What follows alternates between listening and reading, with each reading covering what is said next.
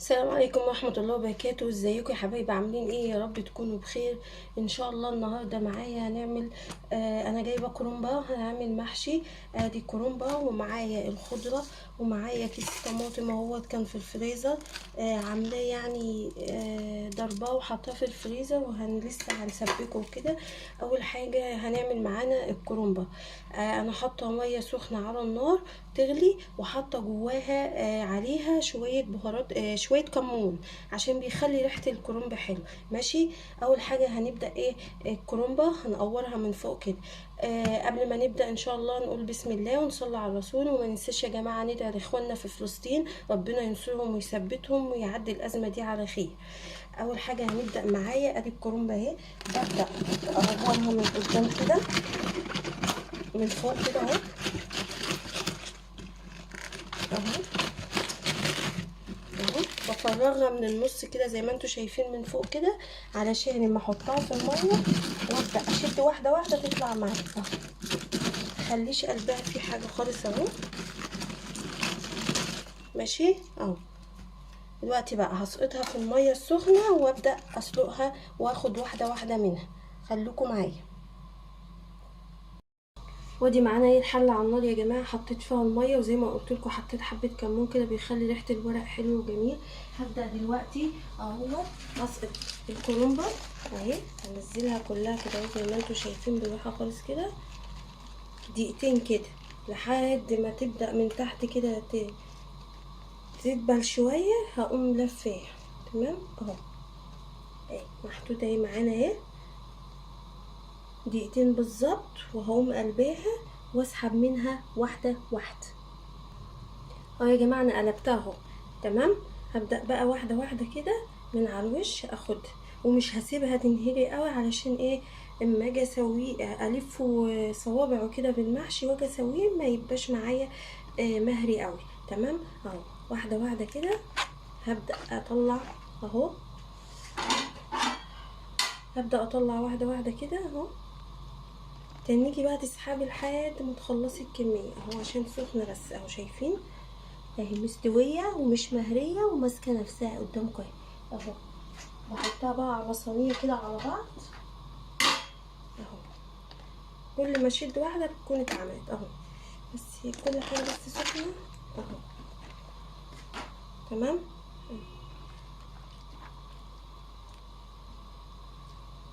بتطلع معاكي بسهوله، ما بتعذبكيش ولا حاجه. دي الطريقه اللي ايه، اللي ما تخليش الكرنب ينهري وفي نفس الوقت الورقه تطلع سليمه وتقطعها زي ما انت عايزه. تمام. هعمل بقى بقيه الكميه وارجع لكم تاني. ويا جماعه دي الكميه هي بتاع دي الكرنبه كلها هي انا سلقتها زي ما انتم شايفين اهو، ومش مهريه وسواها حلو اهي، والورقه ماسكه نفسها. طيب هنبدا بقى نعمل ايه؟ بنجيب الورقه وبنيجي عند اللي هو اللي بتاع اللي هو ده الناشف اللي معاكي ده. بتبداي بالراحه خالص، ما بتاخديش من الورقه كتير، بتبداي تشيليه. شايفه؟ ما شلتش كل حاجه، شلت حته صغيره خالص ازاي. طيب الورقه بتبقى معايا كده تمام. بطبقها على بعض كده وابدا اقطع المستوى اللي انا عايزاه اهو. اهو. طيب اهو طلعت معايا ازاي اهي. طبعا ببدا اقطع برضو على حسب الطول اللي انا عايزاه اهو. ماشي. وابدا معايا طبق كده ارصه على بعضه كده تمام اهو. واحده تانية اهي ديت برضو انا عملتها اهي. هبدا اقطع كده الطول اللي انا عايزاه اهو. اهو. وابدا ارص برضو صف اهو. دي كلها الورقه اللي انا عملتها اهي اهو. واقطع تاني وتاني اهو. نعمل واحده كمان وبعد كده انا هكمل باقي الكميه اهو. تمام. بنقوم مطبقين الورقه كده على بعض وشايلين الحته دي اهو. تطلع معايا صغيره خالص وما بتاخدش ورق كتير والكرنبه ما تهدرش معايا اهو. بقوم لفه الورقه كلها على بعضها كده زي السندوتش، واقوم مقطعه الحجم اللي انا عايزاه اهو. وامسك تاني بعد ما اخلص اقوم جايبه اللي انا قطعتها وعاملاها الطول اللي انا عاوزاه اهو. تمام. والتقطيعه ديت براحتك يعني، ديت براحتك، العرض بتاعها الطول بتاعها دي براحتك. المهم الايه؟ ان احنا ما نهدرش من الورق كتير.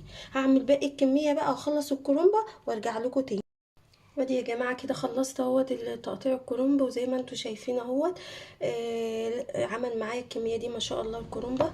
وانتوا بتقطعوه خلوا بالكم خلوه زي ما انا رصاه كده. ليه؟ عشان اما تيجي تاخدي كده الرصه على بعضها، تساعدك على طول انك تشيلي وتعملي. ماشي. بعد كده بقى هنسبك ونقطع الخضره، خليكم معايا. وهنا بقى جبت حله وحطيت حته سمنه وشويه زيت. وهنا انا هرسه توم. التوم ده انا عامله فيه ايه يا جماعه؟ حاطه قرنين شطه، وانا بدق التوم كده حطيته يتهرس معايا. ولو انت هتهرسيه في الكبه برضو حطيه يتهرس معايا، بيدي طعم جميل وريحه جميله جدا، وهتجربيها ومش هتندم. اهو هنزل بقى ايه، هولع الاول ايه البوتاجاز. تمام. وهنزل بيه التوم اللي انا هرساه مع الشطه اهو. تمام. وهكون موطيه ايه علشان هجيب معايا كمان بصلايه واقطعها عليها. هعمل بصلايه معايا اهو. بصلايه على الثوم على الشطه بيدي طعم جميل، بيخلي المحشي طعمه جميل. جربيها وصدقيني مش هتندمي. اهو هبدا بقى اهو. انا مولعه البوتاجاز اصلا. ماشي اهو. وتقلبي ديت وايه، ويتحمروا الاتنين. ديت التسبيكه بتاعت ايه الطماطم اهو. طبعا بنحط البهارات، الملح والفلفل والكمون واللي انت عاوزاه. وفي خلطه كده بتتباع عند العطار اسمها خلطه المحشي، لو عايزه تجيبيها وتحطيها عليه.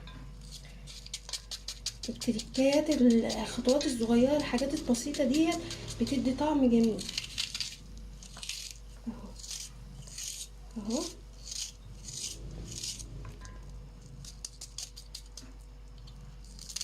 اهو اعلي بقى على النار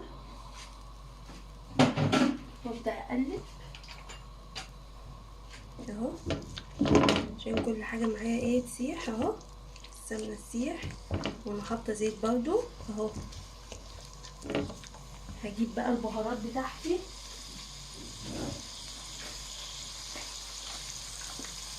وهنزل شويه، احط شويه عليها.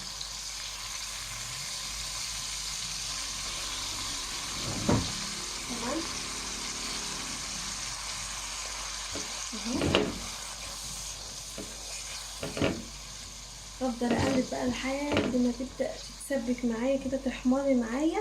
وبعدين انزل بالطماطم كده يا جماعه اهوت. بعد ما حمرت التومه مع البصله وكل حاجه، وحطيت التوابل وحاطه السمنه والزيت وكل حاجه، هنزل بقى معايا بالطماطم.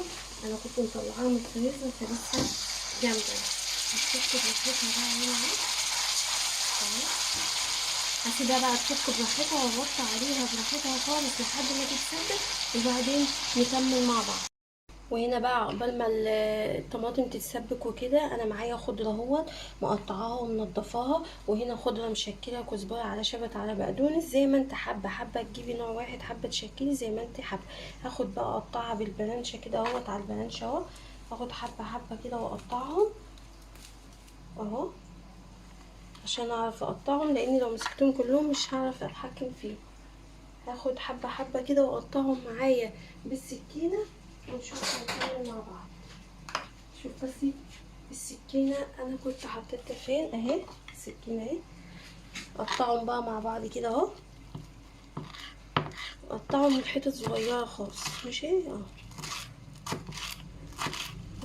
هو يا جماعه مش بياخد وقت والله، بس هو خطواته كتيره. يعني لو واحده مثلا موظفه وعايزه تعمله وما بتلحقش، هتعملي على فترات. يعني هتبدأي تسلقي الكرنبة وتقطعيها وتسبكي وتجهزي الخلطة. ولو كده ممكن تيجي من الشغل تحشي او تحشي بالليل، لان بقى خلاص احنا داخلين على الشتاء وكده، مش هيجراله حاجة في التلاجة اهو.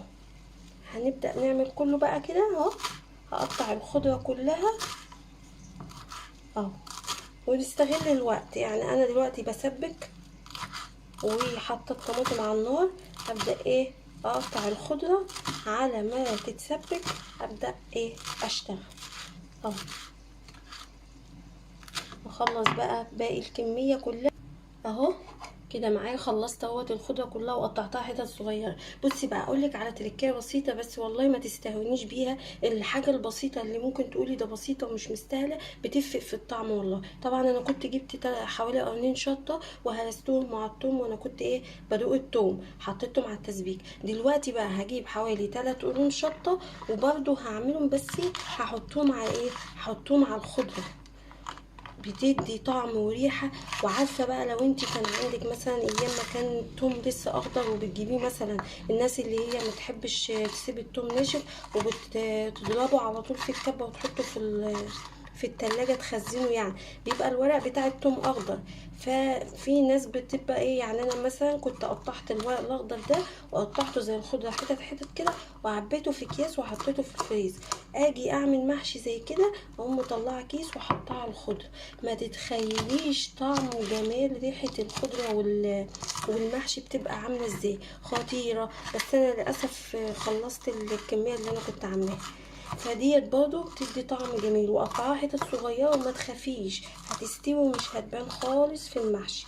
يعني هي بس مجرد ان هي بتديلها طعم مش اكتر. بقطع بقى ال3 قرون دول وهحطهم على الخضره. لما اعمل التسبيك الخلطه بتاع المحشي اقوم حطهم مع الخضره كده عليها اهو.